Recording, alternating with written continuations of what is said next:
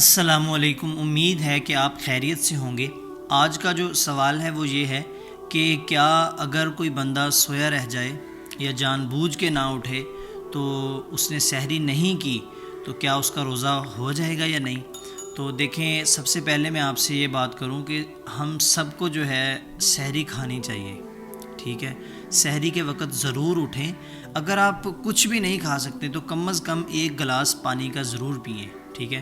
جو بندہ سحری کھاتا ہے اس وقت اٹھتا ہے تو اس پر اللہ رب العزت کی بہت رحمتیں ہوتی ہیں، اور یہ بہت فضیلت والا عمل ہے، فرشتے بھی اس کے لیے دعا کرتے ہیں، ٹھیک ہے؟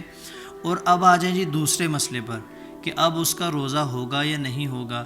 دیکھیں، اگر یہ سمجھ کے روزہ چھوڑنا کہ جی میں نے سحری نہیں کی تو یہ ٹھیک نہیں ہے، آپ اپنے روزے کو پورا کریں۔ اگر آپ کو یہ ڈر ہو کہ بھائی میں بھوک سے مر جاؤں گا، یا اگر آپ بیمار ہیں یا بیماری کا کوئی مسئلہ اور زیادہ بن جائے گا تو پھر آپ روزہ چھوڑ سکتے ہیں، ورنہ آپ کو وہ روزہ پورا کرنا ہوگا، ٹھیک ہے؟